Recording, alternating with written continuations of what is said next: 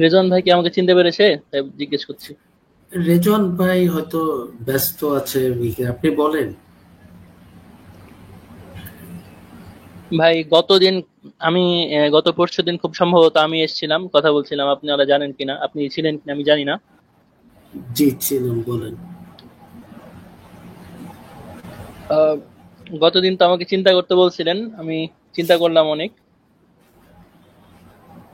আপনি হুম, কি নামে তো আসছিলেন? এই নামে আসছিলেন না অন্য নামে আসছিলেন? আমার পুরো নাম হচ্ছে আব্দুল্লাহ আজ্জাম আল কাবির। ও, কবির কবির, আচ্ছা আচ্ছা, হ্যাঁ হ্যাঁ, গত বুঝতে পারছি, জি। কবির। জি জি, বুঝতে বুঝতে পারছি, জি। আমার উপর কি আপনি এখনো রেগে আছেন নাকি ভাই, না, মেহেদী আপনার ভাই? উপর আমি রেগে থাকবো কেন? গতদিন তো খুব রাগ ঝাড়লেন, তাই বললাম। না, আপনার উপর রাগ। শোনেন, বিষয়টা হচ্ছে যে আপনি যদি রাগ ঝেড়ে থাকি, সেটা আপনার উপর না। একটা জিনিস যখন স্পষ্ট করে তুলে ধরা হয়, সেইটা একটা আছে হচ্ছে আমি মেনে নিলাম, আর একটা হচ্ছে ঠিক আছে আপনি যেটা বলেছেন এটা যুক্তিসঙ্গত, কিন্তু আমি মানতে পারছি না, আমি এটা নিয়ে চিন্তা ভাবনা করব, এইটা। কিন্তু যখন একটা জিনিস দেখানোর পরেও বারবার সেটাকে পাশ কাটিয়ে বা কেটে-কুটে বা কৌশল অবলম্বন করা হয়, সেইটা অনেক সময় ধৈর্যের বাঁধ ভেঙে দেয়। আরেকটা কথা হচ্ছে যে, আ এটা এই রাগটাকে যদি হয়ে থাকে, এটা আপনার ব্যক্তির উপর না, আপনার এই আচরণের উপর। আরেকটা হচ্ছে, আ আমাদের পারিপার্শ্বিকতায় আমরা যেটা দেখতে পাই প্রতিনিয়ত, যে বাংলাদেশে আপনি দেখবেন রাস্তাঘাটে বের হলে আ আপনি দাড়ি টুপি ছাড়া মানুষ দেখা অসম্ভব। চারদিকে তাকে, বিশেষ করে আ বাড়ির বাইরেই ঠিক না হলেও রাস্তায় যাবেন, বাজারে যাবেন, আপনি কোনো লোক সমাবেশে যাবেন, দাড়ি টুপিওয়ালা মানুষ আছে। কিন্তু ভালো মানুষ কোথায়? আর প্রশ্ন, ভালো মানুষ নাই কেন? তে তখন যখন আমরা বলি যে কোরআনের অনুসরণ নাই, কোরআন থেকে বিচ্ছিন্ন হয়ে যাওয়া, ভাই তখন এটাও আপনারা বুঝতে চান দাড়ি না। দাড়ি তো ওই টুপি সময় তো পাঞ্জাবি রাগটা জুব্বা লাগবেই। কখনো স্ট্যান্ডার্ড হইতে পারে না ভাই। দাড়ি টুপি পাঞ্জাবি কখনো স্ট্যান্ডার্ড হতে পারে না, যে আপনি দাড়ি টুপি পাঞ্জাবি দেখে তাকে ভালো মানুষ হিসেবে গণ্য করবেন, এরকম কখনোই না ভাই। না, সেটা তো এই আমরাও জিনিসটা বলতেছি। আসলে মাথা থেকে প্রথমত, আমি আমি অনেক কওমি মাদ্রাসার স্টুডেন্টদেরকে দেখেছি। আমি জানি না কওমি মাদ্রাসায় কি পড়াশোনা হয়, কারণ আমি জেনারেল ব্যাকগ্রাউন্ডের স্টুডেন্ট। বাট ওদের ওদের মূর্খতা মানে মানে লিমিটের বাইরে চলে গেছে, এরকম ধরনের আমি স্টুডেন্ট দেখেছি কওমি মাদ্রাসার। অথচ একদম জুব্বা পরে থাকে, টুপি, দাড়ি থাকে, এই তো। অথচ অথচ হচ্ছে যে 2 পয়সারও জ্ঞান নাই মনে হয়, কথাবার্তা শুনে মনে হয়। জি। তো তো ভাই এখন আমি একটা কথা বলি, সেটা হচ্ছে, হ্যাঁ, আমার বাড়ির পাশে দুইজন কিন্তু কুরানিস্ট আছে, যারা পিওর কুরআন।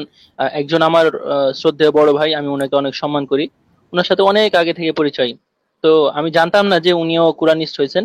বাট ওনার সাথে কথা বলছিলাম কিছুদিন আগে, তো উনি অনেকক্ষণ আমাকে বুঝাইছেন, এবং আমিও ওনার সাথে কথা বললাম। আসলে আপনাদের লজিকটা ঠিক আছে, আপনারা যেটা বলতেছেন বা আমরা যেটা শুনতেছি এটাও ভুল হতে পারে, মানে আমরা যেভাবে চলতেছি। কিন্তু আমার গতকাল থেকে আমি যখন সেদিন গত পরশু রাত থেকে আমি চিন্তা করলাম, রেজন ভাই যে আয়াত দেখাইছে সেটা মানলাম, এবং আমি একজন মাদ্রাসার স্টুডেন্টকেও জিজ্ঞেস করেছি, অনেক উম, ভালো স্টুডেন্ট ও। তো ওর কাছে আসলে ভালো অ্যান্সারটা পাইনি। আহ, তবে আরেকটা কথা, সেটা হচ্ছে যে আহ, এই যে রাসূল সাল্লাল্লাহু আলাইহি সাল্লামের জামানার পর থেকে, আম, যদি কোরআনিস্ট থেকে থাকে, তারপর থেকে রাসূল সাল্লাল্লাহু আলাইহি সাল্লামের জামানার পর থেকে যারা কোরআনিস্ট আছে, তবে প্রথম আমার প্রশ্ন হচ্ছে তারা কেন খিলাফা প্রতিষ্ঠা করতে পারেনি। আর দ্বিতীয় কথা, যদি বলেন যে খোলাফায়ে রাশিদিন যারা ছিল তারা শুধুই কোরআনিস্ট ছিল, তাহলে এখন আফগানিস্তানে কেন শরিয়া প্রতিষ্ঠিত হয়েছে? এটা রেজওয়ান ভাই উত্তর দিতে পারবে ভালো, তবে আমি যেটা বলি যে খিলাফত প্রতিষ্ঠা করতে পারে নাই, এই আর্গুমেন্টটাই ভুল। কারণ খিলাফত প্রতিষ্ঠা করার জন্য ইসলামের মানে ইসলাম খিলাফত প্রতিষ্ঠা করতে বলে না, না কোরআন বলে না ইসলাম বলে। কোরআন থেকেই তো ইসলাম, মানে কোরআনে এই ধরনের কোনো নির্দেশনা দেওয়া কোরআন নাই যে তোমরা খিলাফত প্রতিষ্ঠা করো।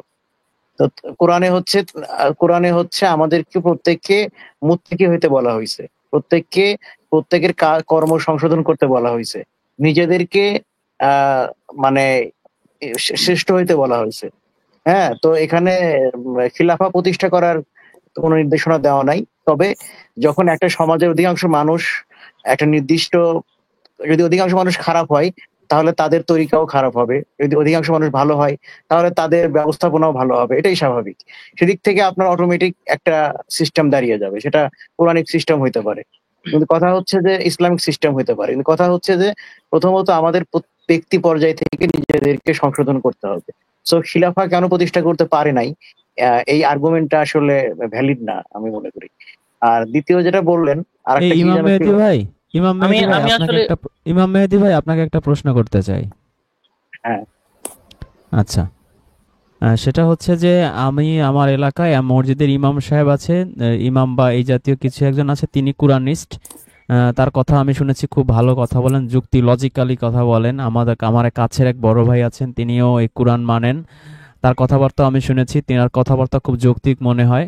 আর তাছাড়া গত 2 দিন আগে রিজওয়ান ভাই আমাকে যেই কোরআনের আয়াত দিয়েছেন, আসলে আমি পরে ভেবেছি আসলে তো সঠিক। তারপরে আমি এক হাদিসের এক লোকরে জিজ্ঞেস করছি, কিন্তু সে আমাকে যা ব্যাখ্যা দিছে আমার কাছে সেটা সন্তোষজনক মনে হয় নাই, রেজন ভাইটাই সঠিক মনে হয়েছে। তো আসলে এলাকার যে মসজিদের যেই কুরআনিস্ট তারটাও দেখলাম সঠিক, বড় ভাই যে কোরআন মানে তারটাও সঠিক, রিজন ভাই যেটা বলছে তারটাও সঠিক, হাদিস আলারে জিজ্ঞেস করছি, সেও বলছে ব্যাঠিক, মানে তারটা আসলে ব্যাঠিক, তিনজনেরটা সঠিক পাইছি। কিন্তু এখন আমি নিতে পারতেছি না, কারণ কি? কারণ হচ্ছে এই কুরআনিস্টরা তাহলে খিলাফা কেন প্রতিষ্ঠা করতে পারে না, এই জন্য এরা ভুয়া। এখন আমার চিন্তাটা কেমন মনে হচ্ছে আপনার কাছে? মানে সুস্থ মস্তিষ্কের আমি আছি না আমি মোটামুটি আধা পাগল হয়েছি, কি মনে হয় আপনার কাছে? এটা আমার প্রশ্ন। না, আপনাকে আমার অ্যাবনর্মাল মনে হচ্ছে আপনার এই চিন্তাটাকে। কেন? কুরআনিস্টটা সঠিক হইলে তো এরা খিলাফা প্রতিষ্ঠা করতে পারতো, যেহেতু খিলাফা প্রতিষ্ঠা করতে পারে নাই, মুসা নবীর মতো পালায়া মিশর ছেড়ে পালায়া চলে যায় আরেক জায়গায়, ইব্রাহিম নবীর মতো নমরুদের এলাকায় খিলাফা প্রতিষ্ঠা না করে পালায় আরেক জায়গায় চলে যায়। তাহলে এরা তো আসলে সেই মুসা নবীর মতো, লুত নবীর মতো, ইব্রাহিমের মতো পালাপালি খেলে। এরা তো আসলে খিলাফা প্রতিষ্ঠা করে না, এরা আসলে নমরুদের বিরুদ্ধে অস্ত্র ধরে না, ফেরাউনের বিরুদ্ধে অস্ত্র ধরে না, বরঞ্চ দেশ ছেড়ে পালায়া যায়। খিলাফার প্রতি এদের এত অ্যালার্জি কেন? এরা কি মুসা নবীর মানে মানে কি বলে এটাকে, সোবত পাইছে না লুত নবীর না ইব্রাহিম নবীর? এদের সমস্যাটা কি আসলে? এরা খিলাফা শুনলেই এদের তো গায়ে জ্বলনি শুরু হয়ে যায় কেন? নাকি এরা নিজেদেরকে নবীওয়ালা নবীওয়ালা ভাব ভাব ধরে ভং ধরে আছে? ভাই ভাই নবীদের নবীদের জীবনে ইমাম মেহেদী ভাই, জি। এরা সমস্যা কি? এরা খিলাফত প্রতিষ্ঠা কেন করে না? খিলাফত প্রতিষ্ঠা না করলে আমি কেমনে বুঝবো এরা সঠিক? এদের কথা লজিক্যাল, রিজওয়ান ভাইয়ের কথাও দেখছি লজিক্যাল। আমি আয়াত যখন আমাকে দিছে তখন আমি তর্ক করছি, কিন্তু পরে আমি যখন একা একা ভাবছি 2 দিন, আমি দেখছি যে আসলে ওনার কথাই সঠিক। এই এলাকার বড় ভাইয়ের যে কোরআন মানে তারটাও দেখি সঠিক, এলাকার যে ইমাম সাহেব তারটাও দেখি সঠিক, কিন্তু খিলাফত প্রতিষ্ঠা কেন করতে পারে না ভাই? আমি তো এইটা নিতে পারতেছি না ভাই। এই কোরআন এটা আমার কাছে মনে হয় ভুয়া, কারণ এরা খেলাফত প্রতিষ্ঠা করতে পারে না। যতই সঠিক কথা বলুক, যতই লজিক্যাল কথা বলুক, যতই কোরআন থেকে বলুক, খিলাফত প্রতিষ্ঠা না করতে পারলে সেটা কি সঠিক হয় ভাই? না, খিলাফা প্রতিষ্ঠা তো শর্ত না, আমরা কোরআন থেকে তো এটা পাই না যে খিলাফা প্রতিষ্ঠা করতে হবে। তো এটা কেমন হইলো ভাই? তাহলে তো মজা লাগতেছে না ভাই। খিলাফা প্রতিষ্ঠা এখন হবে, আমি একটু মন্ত্রী টন্ত্রী হব, আমি হব সার্জিস আলম, হব একটু হাসনাত আব্দুল্লাহ হব, সেটা যদি হইতে না পারি আপনাদের পার্টিতে যোগ দিয়ে লাভ আছে কোনো বলেন?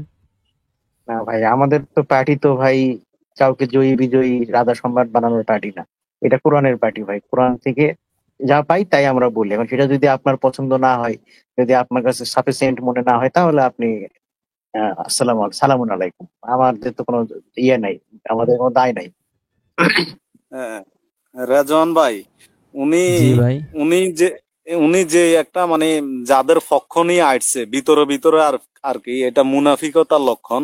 তো যাই হোক, এখন ওনারা তো আমাদেরকে 1400 বছর পর্যন্ত সৃষ্টিকর্তা বলেছে একজন মুসলিম আরেকজন মুসলিমকে দেখলে সম্ভাষণ জানাবে, আর সম্ভাষণ যখন জানাবে তখন তাকে বলবে সালামুন আলাইকুম।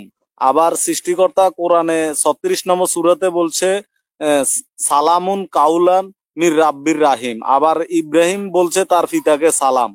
এখন এই যে কোরআনের সালাম, হ্যাঁ, এই কোরআনের সালামটাও তো আমরা 1400 বছর পর্যন্ত হাদিসবিদদের কাছ থেকে শিখতে পারলাম না, যে সঠিকভাবে শুধু যে একজন আরে মুসলিমের সাথে আরে ভাই, সব ঠিক আছে তো, আপনাদের সব কথা কোরআন থেকে বলেন, সব কথা সঠিক, এলাকার মসজিদের ইমাম কুরআনিস্ট তারটাও সঠিক, বড় ভাইটাও সঠিক, রিজন ভাইটাও সঠিক। আপনারা খেলাফত প্রতিষ্ঠা করতে পারতেছেন না, মুয়াবিয়া হযরত আলীর মতো মারামারি করতে পারতেছেন না, সিফিনে যুদ্ধ বাঁধাবেন একটু আমরা মজা দেখব। তারপর ওই যে আল্লাহ রাসূলের স্ত্রী আয়েশার সাথে যে আলীর সাথে যে জঙ্গে জামাল যুদ্ধ হয়েছিল, 10-15 হাজার মারা গেছে, ওইরকম একটা যুদ্ধ মুদ্ধ হবে, মজা টজা দেখবো। আপনারা যুদ্ধ করবেন না, খিলাফা প্রতিষ্ঠা করবেন না, আমরা সার্জিস আলম হাসনাত আব্দুল্লাহ হইতে পারবো না। এই কোরআন আমরা নিতে পারতেছি না ভাই। আপনার কোনো অপশন থাকলে বলেন, দেখি আমরা নেওয়া যায় কিনা, অথবা যদি আমাকে অ্যাডভান্স কোনো পথ দিতে পারেন যে কোরআন লিস্টে আমি ঢুকবো, সবই সঠিক আমি বুঝতেছি ঠিকই, কিন্তু কোনো পথ যদি আমাকে দেন তাহলে আমি ঢুকতে পারি ভাই। কোনো পথ কি আমাকে দেয়া যায় সারদি সালামের মতো বা হাসনাত আব্দুল্লাহর মতো? এরকম কোনো সিস্টেম নাই ভাই, সরি। তাহলে ঢুকে লাভ কি ভাই? ঢুকেন না। আর কয়জন নবী খেলাফত প্রতিষ্ঠা করেছিলেন? কোরআনে তো 25 জন নবীর নাম উল্লেখ আছে। না, নবী মোহাম্মদ রাসূলুল্লাহ করছে না, তার বিশাল একটা সিংহাসন ছিল, তার বিশাল মন্ত্রিসভা ছিল, এই শুধু মক্কা শহর, একটা শহরে বিশাল রাষ্ট্র কায়েম করে ফেলছিল। সেই শহরে মনে করেন আর্মি ছিল, নৌবাহিনী সিস্টেম তিনি চালু করছে, বিমান বাহিনী ছিল, সরকারি আর কি যেন বলে ওই যে রেভলিউশনারি গার্ড ছিল, পুলিশ, থানা থানা থানা প্রতিষ্ঠা করে দিছিল। নবী এগুলো করে গেছে না, বিশাল রাষ্ট্র কায়েম করছিল, গণতান্ত্রিক প্রজাতন্ত্র অফ অফ মক্কা। ঠিক আছে, বাংলাদেশের একটা ইউনিয়নের সমান একটা জায়গা, অতটুকু জায়গার মধ্যে বিশাল রাষ্ট্র কায়েম করছিল। তো তো তাহলে অন্যান্য নবীরা না করলে সেটা কি নবী মোহাম্মদ রাসূলুল্লাহর দোষ?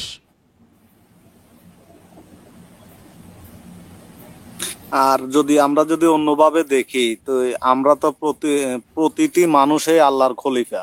অর্থাৎ আল্লাহ তো ফেরেশতাদেরকে ডেকে বলছে যে আমি পৃথিবীতে আমার খলিফা নিয়োগ করব। তাহলে ওই হিসাবে তো সৃষ্টিগতভাবে আমরা প্রতিটি মানুষে খলিফা। এখানে আবার আলাদা খেলাফত কি কায়েম করতে হবে? অত কিছু বুঝি না ভাই, আমি খিলাফত কায়েম না করতে পারলে আপনারা যত লজিক্যাল কথা বলেন, কোরআনের কথা বলেন ভাই, আমি নিতে পারতেছি না ভাই। এখন কোরআন অনুযায়ী উনি নিজেই তো একজন আল্লাহর খলিফা। ঠিক আছে, মানুষ হলে সে আল্লাহর প্রতিনিধি, আল্লাহর খলিফা। উনি কি এটা বিশ্বাস এখন করে না? আপনাকে পার্টিতে কি ওই যে জামাত ইসলাম টাইপের বা এই যে আল কায়দা, আইএস, জেএমবি টাইপের কোনো মানে কিছু করার প্ল্যান আছে? বোমা টোমা মেরে খিলাফত প্রতিষ্ঠা করবেন, তাহলে ঢুকতে পারি আপনাদের পার্টিতে ভাই। না ভাই, সরি টু সে, এরকম কোনো কিছু নাই। আর আপনি কেন হচ্ছে হিজবুত তাহিদ জামাত ইসলাম টাইপেরও করেন, গণতান্ত্রিক সিস্টেমে করেন, হিজবুত তাহিদ বা জামাত ইসলাম টাইপের, তাইলেও ঢুকতে পারি ভাই। দেখেন চিন্তা ভাবনা করে তাইলে ঢুকবো ভাই। আপনি আমার পাওয়ার জানেন, আমি ঢুকতে পারলে মনে করেন আপনাদের পার্টি সেরকম দাঁড়ায় যাবে, আর আমাকে যদি আপনাদের পার্টিতে না ঢুকান আপনাদের বিশাল ক্ষতি হয়ে যাবে ভাই। ভাই, আপনাকে প্রথমেই বলে দিলাম যে আমাদের পার্টি বলে যেটা যদি পার্টি মনে করেন, এটা আল্লাহর আহ কোরআনের পার্টি। যারা এই কোরআন মানবে তারা এই পার্টির সদস্য, এবং তারা প্রত্যেকেই সুযোগ আছে নিজের কর্ম সংশোধনের মাধ্যমে মুত্তাকি হওয়ার, শ্রেষ্ঠ হওয়ার। সো এখানে আপনি রেজওয়ান যদি ভাই, আসেন, না হলে ভাই সালামুন আলাইকুম, আমাদের আপত্তি নেই।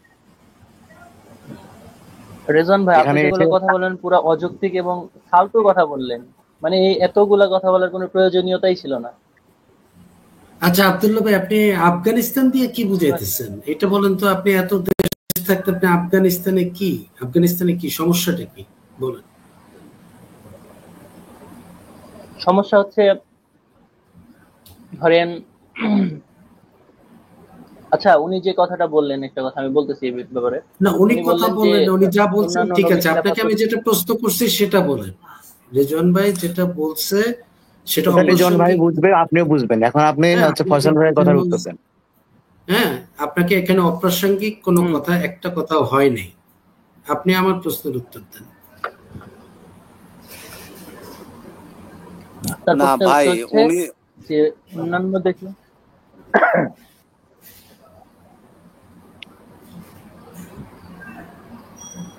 কবির ভাই, আপনি মানে বিচার শোনেন, করে আফগানিস্তান। আপনি দাদাবর বিচার ভাই করে রায় দিয়ে দিলেন। দাদাবর ভাই উনি একটু বলুন। জি, ভাই আজম আফগানিস্তানের ভাই দিকে বলুন। দেখতে গেলে আফগানিস্তানের দিকে দেখতে গেলে দেখবেন যে সেখানে যখন 2021 সালে তালিবান ক্ষমতায় আসলো, তারপর থেকে তারপর থেকে নারীদের বেপর্দা চলা নিষেধ করে ফেললো। মানে যে এই যে জিন্স পরে, আগে কিন্তু ইউনিভার্সিটি গুলোতে, কাবুল ইউনিভার্সিটিতে আমি দেখছি পুরাতন ভিডিও গুলো ইউটিউবে, কাবুল ইউনিভার্সিটিতে দেখতাম মেয়েদেরকে হচ্ছে যে জিন্স পরে, গেঞ্জি পরে হচ্ছে যে ইউনিভার্সিটিতে যাচ্ছে। এটা বন্ধ করছে। সমস্ত প্রকার বেহায়াপনা, অশ্লীলতা যেগুলো ওপেনে, সেগুলো বন্ধ করছে। এরপরে কি করছে? এরপরে হচ্ছে যে কুরআনের আইনের মাধ্যমে যতগুলা, যেভাবে মানে শাসন করতে হয়, প্রত্যেকটা আইন এইভাবে জারি করেছে। আপনি এবার বলুন যে এটা দাঁড়ান যে দাঁড়ান, কোরআনের আপনি সাথে আপনি কন্ট্রাডিক্ট দাঁড়ান, করে। আপনি প্রথম একটা একটা করে যান, এত দূর যান না। আপনি কাবুল ইউনিভার্সিটিতে প্যান্ট শার্ট পরে, এটা আপনি 2021 সালে আপনি কি বলতেছেন? আপনি মন গড়া। আফগানিস্তানে আপনার ইভেন এই তালিবান আসার আগেও আফগানিস্তানের মেয়েরা যেরকম পর্দা করতো, বা পার্সেন্টেজ যদি আপনি বলেন, পৃথিবীর অনেক মুসলিম দেশ থেকে আমি তারা অনেক পার্সেন্টেজ ভালো, দেখবো কেন ভাই? তাই না? পার্সেন্টেজ দেখবো কেন? একজন তাই না? একজন যদি জিন্স পরে তাহলে সেটাই তার ভুল। অবশ্যই রাষ্ট্রনায়ক বা একজন আমিরকে সেটা দেখতে হবে, তার এরিয়ার জিন্সের জায়গাকে। ভুলটা কোথায়? আপনি আমাকে জিন্স বুঝান, জিন্সের জিন্স ভুলটা পরা কি? ভুল, এইটা আপনি কোথায় কোরআনের পাইছেন? বিরুদ্ধে গেছে না এটা কিসের কোথায় বিরুদ্ধে পাইছেন? গেছে? কোরআনে জিন্স ভাই পড়া নিষেধ করেছে। এই ভাই, এরে আফগানিস্তান পাঠায় দেন তো ভাই। এর কোরআন সব সঠিক, রিজন ভাইয়ের আয়াত 2 দিন চিন্তা করে পাইছে সঠিক, এলাকার বড় ভাইয়ের কোরআনিস্ট তারটাও সঠিক, সব লজিক্যাল, ইমাম সাহেব কোরআনিস্ট তারটাও লজিক্যাল। এর লাগবে আফগানিস্তান। তে এখন বাংলাদেশকে আমরা আফগানিস্তান বানাবো নাকি? এর তালে পড়ে খেয়ে দে কাজ আছে হ্যাঁ আমাদের। হ্যাঁ, এর জিন্সের প্যান্ট হিজরত না পরে বোরখা পরাইতে পারলে এর আফগানিস্তান কাছে ইসলাম প্রতিষ্ঠা হয়ে যাবে। এই ইসলাম প্রতিষ্ঠা সে যায় করুক, সে সঠিক কি সেটা নেবে না। সে জিন্সের প্যান্ট হচ্ছে তার কাছে ইসলাম, তার ইসলাম মেয়েদের জিন্সের প্যান্টের মধ্যে আটকায় গেছে। যার ইসলাম জিন্সের প্যান্টের মধ্যে আটকায় যায়, তার মতো জঙ্গি আমাদের দরকার নাই তো ভাই। এরকম জঙ্গি আমাদের কোরআনিস্ট হলে আমাদের আরো বিপদ। সালামুন আর একটা আলাইকুম। বাচ্চার সাথে কথা বলতেছেন আপনার, সে নিজে সালাম স্বীকার করতেছে সব, তার কথা সব লজিক্যাল। আপনার কথা, রিজওয়ান ভাইয়ের কথাও লজিক্যাল, যৌক্তিক কোরআনের আয়াত দিছে, আমি তখন তর্কাতর্কি করছি, পরে আমি চিন্তা করে দেখছি সব সঠিক। তার বড় ভাইয়ের ই কথা বলছে, এর আগে ইমাম সাহেব না কার কথা বলছে, সব যৌক্তিক, সে নেবে না। সে নেবে জিন্সের প্যান্ট। তো জিন্সের প্যান্টওয়ালা আব্দুল্লাহ আজমের এর দরকারটা কি আমাদের? এর কি বুঝাবেন আপনি? যে নিজে বুঝতেছে যে কোরআন থেকে আমরা যা বলতেছি সঠিক, সে জিন্সের প্যান্টের কারণে নিবে না, তারে আবার আপনি এটাও কি বললো, এখন হাতে পায়ে ধরবেন? হাতে পায়ে ধরবেন? আর এটাও বললো যে হচ্ছে আফগানিস্তানে কোরআনের আইন মেনে তারা এখন এগুলো করছে। কোরআনের আইন মেনে কোরআনে করলে সেখানে কোথায় আছে জিন্সের প্যান্ট পরা হারাম? কোরআনে কোথায় আছে? কোথাও আছে? হ্যাঁ, কোরআনে কোথায় আছে ব্যভিচার করলে পাথর মেরে হত্যা করতে হবে? এটা তো ইহুদিদের আইন, ইহুদিদের তালমুদে এখনো আছে। তারা তো ইহুদিদের আইন মেনে চলতেছে। সবচেয়ে বড় কথা হচ্ছে জিন্সের প্যান্টের মধ্যে যে ভাই ইসলাম মনে করে যে ওটার মধ্যে ইসলাম, কোরআনের মধ্যে ইসলাম নাই। ইসলাম হচ্ছে আফগানিস্তানের জিন্সের প্যান্টের মধ্যে। ভাই আমি তারে জঙ্গি মনে করি। আপনারা কি মনে করেন না করেন এটা আপনারা বলতে পারবেন। আমি মেহেদী তারে ভাই, মনে করি সে আমি জঙ্গি মানসিকতায় সে ইরানে বেড়ে উঠছে, এবং সে কট্টর আহলে হাদিস। যতগুলো জঙ্গি পৃথিবীর সংগঠন আছে এর 99.99% হচ্ছে আহলে হাদিস মতাদর্শের। এদের কাছে ইসলাম থাকে দাড়ি টুপি জুব্বার মধ্যে, বোরখার মধ্যে, জিন্সের প্যান্টের মধ্যে। এদের কাছে ইসলাম কোরআনে থাকে না। এদের ইসলাম কোরআনে আপনি খুঁজে পাবেন না, এদের ইসলাম খুঁজে পাবেন ওইখানে। AK-47 থাকে, AK-47 না না, আমি একটা জিনিস হ্যাঁ, বুঝলাম না, হচ্ছে আব্দুল্লাহ আজম কবির ভাই প্রথমে এসেই দাড়ি টুপি এগুলোর যে অনর্থক সেটা আগে দাঁড় করালেন, সেটাকে একমত হলেন। সেটা একমত হওয়ার পরে আবার উনি বোরকার দিকে চলে গেলেন। মানে বিষয়টা কেমন সাংঘর্ষিক হয়ে গেল না? এই মেহেদী ভাই, আরেকটা জিনিস, মুনাফিকদের এই চরিত্র। শরিয়া আইন ও তো খুব আফগানিস্তান নিয়ে আসলো, যায় নাই বাস। আর ও ইরানে তো শরিয়া আইন চলে, ইরানেও তো পর্দা একদম করা যায় না, কিন্তু ইরানে তো আমি তো নিজে দেখেছি, আমি তো ইরান গিয়েছি, সমানে মেয়েরা জিন্সের প্যান্ট পরতেছে, পরতে। ও তো জিন্সের প্যান্ট যে আনলো, ইরানে কি শরিয়া আইন নাই? ইরানেও তো শরিয়া আইন আছে। ভাই, মিডল জিন্সের ইস্টে প্যান্ট কি ওরা বুঝে না? মিডল ইস্টের ইরান কি জিন্সের প্যান্ট অধিকাংশ বুঝে না? মেয়েরা জিন্সের প্যান্ট পরে। মিডল ইস্টের অধিকাংশ মুসলিম মেয়েরা জিন্সের প্যান্ট পরে। জিন্সের প্যান্ট দিয়ে সবচেয়ে বেশি কভার করা যায়। এই আব্দুল্লাহর মতো দৃষ্টিকটু মানুষগুলা তাদের চোখকে সার্জারি করাইতে হবে, তারপরে সৌদি আরবেও পোশাক পরে। এরা রাস্তায় নামলে, এই জঙ্গিগুলা রাস্তায় নামলে শুধু মেয়েদের দিকে হা করে তাকায় থাকে, জি এটা জি আপনারা জি জানেন। জি, এক্স্যাক্টলি। এদের এবং এদের স্বপ্ন, মনোমস্তিষ্কে আমাদের প্রত্যেকের লাইফে স্বপ্ন থাকে না ডাক্তার হবে, ইঞ্জিনিয়ার হবে, বড় কিছু হবে। এদের স্বপ্ন হচ্ছে 4টা বিয়ে করবে, এক রাতে 4 বউর সাথে থাকবে, এটা হচ্ছে এদের স্বপ্ন। ভাই, এরা ধর্ম পালন করে আল্লাহর সন্তুষ্টির উদ্দেশ্যে। এরা ধর্ম পালন করে শুধু জান্নাতে গেলে 72টা হুর পাওয়া যাবে সেই হুর একটা পাওয়া লোভে। যাবে। জি জি যদি জি। 72 হুর না থাকতো হাদিসে, এরা ইসলাম ধর্ম পালন করতো না। আর উনি উনি যে এই খেলাফতের কথা বলছে, খেলাফতটা আমি মনে করি উনি কি পৃথিবীর সরকার ব্যবস্থাগুলো বুঝেন না? উত্তর হচ্ছে নো। কারণ হচ্ছে ওনাকে আমার মনে হয়েছে আদার ব্যাপারে জাহাজের খবর নিতে আসছে। কোরআন কখনো কোনো সরকার ব্যবস্থাকে স্ট্রাকচার করে না, পোর্ট্রেট করে না। কোরআন যেটা আসছে, তুমি যে সমাজে যেখানেই থাকো না কেন, ন্যায্যতা আনো। তুমি সমতা আনো, তুমি তাদের অধিকার বুঝিয়ে দাও। আচ্ছা তুমি বুরহান ভাই, জি এই যে আফগানিস্তানের প্রধান আয়ের উৎস কি? আফিম না, পপি আফিম চাষ না, হিরোইন না? আফিম আফিম এই চাষগুলো কারা করে? আমি এই এটাই ইহুদিরা বলতে যে করে চাচ্ছিলাম। না খ্রিস্টানরা যে করে? বলেন তো এই চাষগুলো কারা করে? তারা করে, আফগানিস্তানিরা করে। উনি যে আফগানিস্তানের হিলাফতের উদাহরণ দিল, আফগানিস্তান একটা বর্বর অমানবিক দেশ।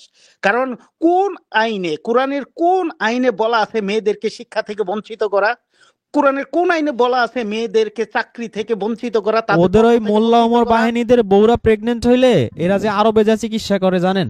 হ্যাঁ, পুরুষ ডাক্তার তো নাই, মেয়ে ডাক্তার তো ওরা খুঁজে পায় না, নার্সও খুঁজে খুঁজে পায় পায় না, পড়ালেখা করতে দেয় না। হ্যাঁ। এরা এরা যারা ধনী আছে, যারা একটু ক্ষমতাধর আছে, তাদের বউদের নিয়ে পাশের পাকিস্তানে যায়, নইলে ইরানে যায়, নইলে সৌদি আরবে যায় চিকিৎসা করে। যারা গরিব মানুষ তারা তো বিনা চিকিৎসায় মারা যায় প্রেগনেন্ট হইলে বউরা, জানেন? জি জি জি। এই যে চিকিৎসা পায় না কোনো। এত বড় ইসলামের কোরআনের টাকচার থুয়ে ছোট খাটো উনি দেশ ভ্রমণ করে নাই। ওনার উচিত সৌদি আরব, মিডিল ইস্ট ঘুরে ঘুরে দেখা আসলে মেয়েরা কি পরে। আলি মেয়েদের ওই দুই চিপার ফাটার দিকে তাকায় থাকলে, ওই মাথার মধ্যে ওইটা ঢুকাই থাকলে এরা কোনো কিছু বুঝতে পারবে না। ওদের পোশাক যে শালীনতা আছে, আমি মনে করি যে মোহাম্মদ সাল্লাহ ইসলামের যুগে যে পোশাক পরতো, পোশাকই ছিল না মানুষের, হাঁটুর উপরে কোনো মতে টাইনা টুইনা পোশাকটা পরতো। এক একটা সাপ্পা লাগাইতে লাগাইতে একদম মানে পুরান হয়ে যেত। এক একটা পোশাক পাওয়ার জন্য আক্ষেপ করতো এই পোশাকটা যদি পাইতাম। আর এই আধুনিক যুগে মেয়েরা কত সুন্দর পোশাক পরে তাদের শালীনতা বজায় রাখে, তারপরেও হুজুরদের দৃষ্টি এই পোশাক ছিদ্র করে একেবারে গভীরে পৌঁছে যায়। তারা পোশাক নিয়ে ব্যস্ত আছে, অথচ পুরো কোরআনে পোশাকের উপর 3টা আয়াত আছে পর্দার উপরে। তারা এইটা নিয়ে এই স্ক্রু আপ করে, মানে তেনা পেঁচাইতে পেঁচাইতে পেঁচাইতে পেঁচাইতে এমন এমন করে যেন ইসলাম এইখানে বন্দি। ইসলাম এইখানে বন্দি না রে সুবোধ, ভালো হতে হবে, আপনাদের মাথায়, জ্ঞান আপনাদের আসতে সবার হবে। মাথায় কি বীর্য ঢুকানো আছে? জি ভাইয়া, জি জি জি জি, ঠিক বলছেন। আমি তো মনে করছি আপনাকে আনাই উচিত, আপনাকে কেন আপনি আমাদের জন্মে রেজন ভাই জানেন। একটা কথা বললো, আপনার কোরআনে কি কুত্তার মাংস খাওয়া ইয়ে আছে? আপনাকে তো বললাম। ভাই ইমাম মেহেদী ভাই, রাগ হওয়ার কিছু না, এ জঙ্গি। এ যে আপনাকে কতল না করে যে শুধু একটু গালি দিছে, আপনি রাগ হইেন না ভাই, এরে বলতে দেন। না, এবং এদের সুযোগ কোরআনে দিলে এরা এরা আপনার টানা 1 লক্ষ প্রশ্ন করবে। কোরআনে আছে আপনি তো কথা বলতে দিচ্ছেন না আমাকে। আপনি এসে গালিগালাজ করবেন আর আমরা কথা বলতে দেব? এক্স্যাক্টলি। কোরআনে আছে প্রতিটা মানুষ আল্লাহর হুকুমা হকাম পালন করবে। যখন পালন করবে তখন প্রতিটা মানুষ আল্লাহর খলিফা হবে। সে খলিফা যে বললো আমাদের মাথায় যা আছে সেইটা কি সে খায় প্রতিদিন? জিজ্ঞেস করেন তো। এটা কি খারাপ কথা? এটা মেডিকেল সায়েন্সের ভাষা। শুনছেন তার ভদ্রতা, দেখছেন এই জঙ্গির? এটা খারাপ কথা না, এটা মেডিকেল সায়েন্সের কথা। তার বাপকেও সেই কথা বলে, তার বাপকে তার মাকেও কি এই কথা বলে? সে তার বাপ মাকে কি সেই কথা বলে যে আব্বু তোমার মাথায় কি এই জিনিস আছে, তোমার আম্মু তোমার মাথায় এই জিনিস আছে? তখন তাদের বলে যে এই আমি এটা খারাপ কি বলছি, আমি তো এটা মেডিকেল সায়েন্সের কথা বলছি। এরকম বলে কিনা জিজ্ঞেস করেন তো এই জঙ্গিরে, এই তালেবান জঙ্গি, আল কায়দা জঙ্গিরে। না না না, সে তো মেডিকেল সায়েন্সের কথা বলে, টেকনোলজির কথা বলে। ওয়াও, এইটা আবার কোন দিন থেকে উঠছে? ভূতের মুখে রাম রাম। আচ্ছা আব্দুল্লাহ আজম ভাই, ওদের ধর্মে তো পড়ালেখায় নিষেধ মেয়েদের, ওরা মেডিকেল সায়েন্স বুঝে কেমনে, বানান করতে পারে? ওদের তো এগুলো সব দুনিয়াবি শিক্ষা। এই মেডিকেল সায়েন্স তো ওদের ধর্ম, এই জঙ্গি ধর্ম অনুযায়ী এগুলো দুনিয়াবি শিক্ষা, এগুলো হারাম, হাজা হারাম, হাজা হারাম। আল্লাহ আবার মেডিকেল সায়েন্স বলে কোন যুক্তিতে ভাই? রেজন ভাই ওনাকে একটু আনেন তো। আজম ভাই হচ্ছে কোরআনে তো কুকুরের মাংস কথা হারাম বলা নাই, কুকুরের মাংসের জন্য আমাদেরকে খেতে হবে, এটা আপনার লজিক। আচ্ছা ভাই, হাতির মাংস আপনি খাবেন? হাদিসে তো কোথাও হাতির মাংস খেতে নিষেধ করে নাই, আমি জানি। না না না না, হাদিসে তো গুইসাপ খাইতে বলছে, উটের মুত খাইতে বলছে অসুস্থ হইলে। তো উনি কি উটের মুত খায় না গুইসাপ খায়? নাকি ওই যে হায়না আছে, হায়না খাইতে হবে, নবীর অর্ডার, হায়না খায়? নাকি হাদিসে আছে যে রোগ হইলে কালিজিরা সর্বরোগের ওষুধ? উনি কি রোগ হইলে হসপিটালে যায় না এই যে কালিজিরা খায়? জিজ্ঞেস করেন তো কেমন হাদিস মানে। দেখ ভাই, আপনি না জেনে হচ্ছে যে উটের মূত্রের কথা বললেন, না জেনে আরেকটা কিসের কথা বললেন ভাই? আমরা না জেনে উটের মুতের কথা বলি। অসুস্থ হলে উটের মুত খাইতে বলে নাই, কালেজিরা সর্বরোগের ওষুধ বলে নাই, আমরা না জেনে বলি। আর তুমি জঙ্গি, তুমি সব জেনে শুনে বলতেছো। যার ইমান থাকে হচ্ছে মেয়েদের জিন্সের প্যান্টের মধ্যে, সে আমাদের ইসলাম শিখাইতে আসছে যার ইমান হচ্ছে জিন্সের প্যান্টের চিপার মধ্যে। এ তো হাদিস চিপার মধ্যে। কোরআন তো বুঝেই না, হাদিসও জানে না। বলে আপনি না জেনে বলতেছেন, আমরা না জেনে বলি। সে মহাজ্ঞানী, তার বাপের মাথায় কি থাকে, মায়ের মাথায় কি থাকে, যেটা থাকে সেটা আবার মেডিকেল সায়েন্স অনুযায়ী সঠিক, সেটা বেয়াদবি হয় নাই, ঠিক আছে, সেটা অশ্লীল কথা হয় নাই, জিন্সের সেটা প্যান্ট মেডিকেল সায়েন্স। ভাই জিন্সের প্যান্ট তো উত্তর কোরিয়ার প্রেসিডেন্ট এনে ভয় পা নিষেধ করা, তো এরা কোন দৃষ্টিতে জিন্সের প্যান্টকে ভয় পা আমি বুঝি নাই। মেয়েরা জিন্সের প্যান্ট পরলে এদের কি মানে সুর শুরু ওঠে নাকি এদের ইসলাম চলে যায়, কোনটা? আপনাদের কথা শুনে এদের তো মনে এদের হচ্ছে না এদের আপনার এদের বিকৃত এদের মস্তিষ্ক মানুষ। এদের এদের এদের ইমান ইমান দণ্ড থাকে ওই জিন্সের প্যান্টের মধ্যে, বুঝছেন? এরা সবসময় মস্তিষ্কে চিন্তা করে না, এরা ওইটা দিয়ে চিন্তা করে ধর্ম। মুসলিম শরীফে 4246 নম্বর আয়াত হাদিস, সেখানে হচ্ছে উটের মুষ্টির বিশাল হাদিস আছে, বুঝছেন আজম ভাই? বলেন আজম ভাই, এবার তো রেফারেন্স দিচ্ছে। এটা আরে কি ভাই, আপনার? এইটা নিয়ে জঙ্গিরে ভাই একটা বলতেছেন ভাই, আপনি জঙ্গিরে ভাই বলতেছেন, আপনারা তো পুলিশে ধরে নিয়ে যাবে। আপনি কোন যুক্তিতে এই জঙ্গিরে ভাই বলতেছেন ভাই? এবং জঙ্গি না শুধু, এ হচ্ছে একটা মানে কি বলে এটাকে, মানে লম্পট। লম্পট না হলে না, সে প্রথম সে কি কিভাবে বার্তা লম্পট নিল? সে একটা। খেলাফতের ইতিহাস গুলো বলতে পারবে? উনি কি বলতে পারবে খেলাফতের শুধু ইতিহাসটা? না, এই যে এই হুজুর, এই যে আহলে হাদিস যেগুলো, এগুলো 99% লম্পট। এরা সুযোগ দিলে 4টা বিয়ে করবে এ, আর লম্পটগিরি করবে। পৃথিবীর ইতিহাসে এই যে খেলাফত উসমান খলিফা যে আছে, খেলাফত যে প্রতিষ্ঠা করছে, উনি পৃথিবীর উনার বিরুদ্ধে প্রথম মুসলিম গণ অভ্যুত্থান হইছে, মুসলমানদের গণ অভ্যুত্থান প্রথম উনার বিরুদ্ধে হইছে। কত বড় স্বৈরাচার হইলে পুরো মানে মানে পুরো মুসলিম আল্লাহর রসুলের সাহাবাদা এ প্রতিবাদ করছে, প্লাস উনাকে পতন ঘটাইছে। তো উনি যদি, কোরআন আসছে মূলত নেই বিচার প্রতিষ্ঠা করার জন্য, উনি যদি নেই বিচার প্রতিষ্ঠাই করতো, উনার বিরুদ্ধে এই বিদ্রোহ হয় না। ওইগুলো মোল্লারা বলে না, বলে আলী খেলাফত কেন প্রতিষ্ঠা করলো না? হ্যাঁ, খেলাফত তো একটা স্বৈরাচারী সিস্টেম, যেখানে আচ্ছা অমানবিক নির্যাতন করা হয় মানুষদেরকে। শুধু সুরা রেজওয়ান ভাই, জি ভাই, ওই যে আমি যে হাদিসটার কথা বললাম না, ওই হাদিসের শেষের দিকে এমন নিষ্ঠুরতার কথা আছে, তো জঙ্গি হওয়ার জন্য তো এসবই যথেষ্ট ভাই। এগুলো তো জঙ্গি, এগুলোরে আপনার সুস্থ মনে হয়? ওই হাদিসটা আপনি পড়ছেন কি? না, আমরা এগুলো, আপনি তো ওই যে এই জঙ্গির মতো কথা ভাই বলেন। আমি ওই হাদিসের ব্যাপারে একটু বলি ভাই, একটু বলতে দেন আমাকে। না, আপনার ওই হাদিসের ব্যাপারে বলা লাগবে না। আপনি উটের মুত খাবেন, নাহলে কালেজিরা খাবেন। আপনি হসপিটালে যান কেন? আপনি মানে গুইসাপ ওখানে খান না কেন? হত্যার বদলা আপনার নেওয়া ইমান হয়েছে, ভালো থাকে কথা। হচ্ছে জিন্সের প্যান্টের মধ্যে, যার ইমান থাকে।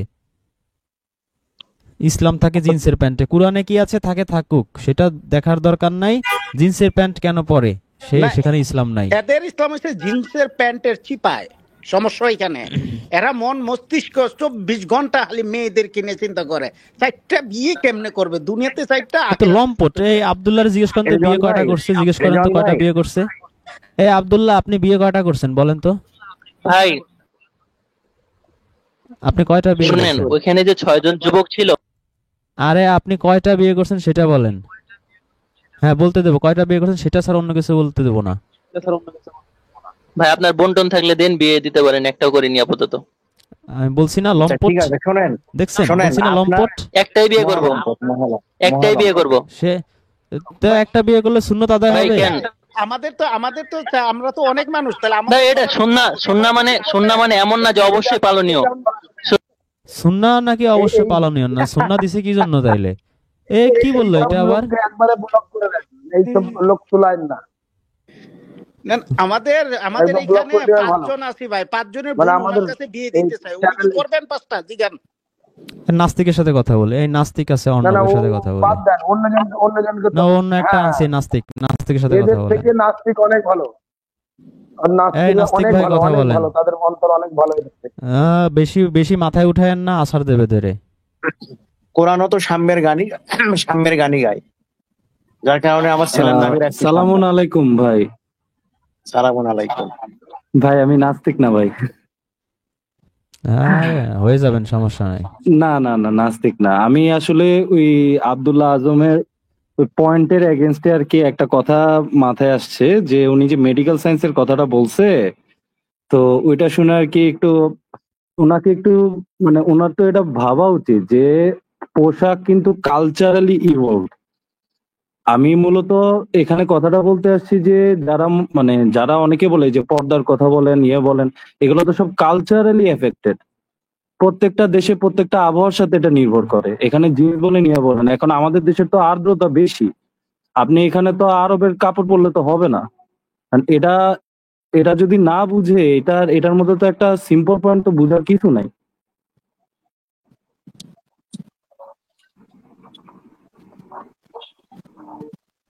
না না, উনি যে ওই এই এই হাদিসের লোক আচ্ছা, এই লোক এই যে কালচার বোঝে বলে আপনার মনে হয়? না, আমার কথা হচ্ছে আপনার যে মনে হয়? প্রত্যেকটা কোরআন শরীফে যেখানে বলে দেওয়া হয়েছে, একটা বেসিক জিনিস দেওয়া হয়েছে। বেসিক জিনিসটা কেন দিয়েছে? যেন আপনি যে অবস্থানেই থাকেন, যে পরিবেশে থাকেন, আপনার যেন একটা বেসিক একটা জিনিস যেন আপনি মানতে পারেন। That's it. এর বেশি তো আপনার ভাবা দরকার নেই। না না, এখন সে সব জানে, সে স্বীকার করছে, সে কুরানিস্ট, 2-3 জনের সাথে তার কথা হয়েছে। ইভেন আমি গতদিন আমার সাথে তর্কাতর্কি হয়েছে, আমি কোন আয়াত দেখাইছি, সে এগুলো 2 দিন গভীর ভাবে ঠান্ডা মাথা চিন্তা ভাবনা করে দেখছে যে সব সঠিক, সব লজিক্যাল। কিন্তু এর সমস্যা হচ্ছে আফগানিস্তানে জিন্সের প্যান্ট নিষিদ্ধ করছে, সুতরাং সেখানে ইসলাম কায়েম হয়েছে। আমরা এগুলো করি না, সুতরাং আমাদের কোরআন সে নিতে পারবে না। তার জিন্সের প্যান্টের মধ্যে ইমান ঢুকে গেছে। তো এর সাথে আপনি কি কালচার বুঝাবেন আর কি বুঝাবেন? এর ওনাকে কাছে তো বলেন যে আফগানিস্তান কোরআন নিয়ে যত মানদণ্ড না, ইসলামের মানদণ্ড এর কাছে কোরআন না, ইসলামের মানদণ্ড এর কাছে হচ্ছে জিন্সের প্যান্ট আর তালেবান। এর আপনি কি বুঝাবেন বলেন? এখানে তো ভাই, এখানে আমি কি বলবো, আপনি যদি আরো আগে যান, ওইখানেও তো ওই কি বলে যে মহিলাদের সাথে তো এই যে পর্দা নিয়ে তো আরো জুলুম হইছে। আপনার ইসলাম না, ইসলামের আগেও ওই একই লজিক। মেয়েরা বের হইতে পারবে না, এটা করতে পারবে না, মানে আমি বুঝি না সিরিয়াসলি ভাই। আর রেজন ভাই ভাই, আমি আপনার আপনাকে কিন্তু একটু হচ্ছিল।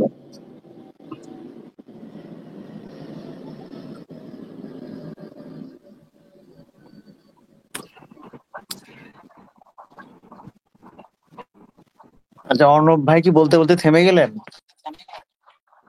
ও আচ্ছা, না ভাই মানে বেশি কথা না, আমি আমি শুধু আপনাকে বিশেষ করে রিজন ভাইকে আমি একটা থ্যাঙ্কস জানাবো। কারণ আমি আমি একটা সত্যি বলি যে আমি মনে করেন আহ এতদিন আপনার নামাজ পড়তাম, আপনার প্রচলিত সালাতি আদায় করতাম, আমিনও আসতে বলতাম, হাত নাভির নিচে বাঁধতাম। এখন বলতে পারেন যে গত এক সপ্তাহে আমি বিশেষ করে সজল হোসেন ভাইয়ের ভিডিও দেখেই শুরু হয়, এরপর ওখান থেকে আপনার মানে ভিডিও দেখা। তো আমি বলবো যে চিন্তা ভাবনায় অনেক কিছু পরিবর্তন আসছে, এবং আপনি বলতে পারেন যে শুধু হাদিস পড়ার কারণে আমি অনেকটুকু অবিশ্বাসের দিকে চলে গিয়েছিলাম আর কি। তো বিশেষ করে সজল হোসেন ভাই বলেন, আপনাকে একটা ধন্যবাদ জানাবো যে আমি বুঝতে শিখেছি, এবং আমি এখন কুরআন শরীফকে আরো আপনাদের মতোই পড়ার চেষ্টা করব ইনশাল্লাহ। আপনাদেরকে ধন্যবাদ, এতটুকুই। জি, আপনাকেও ধন্যবাদ।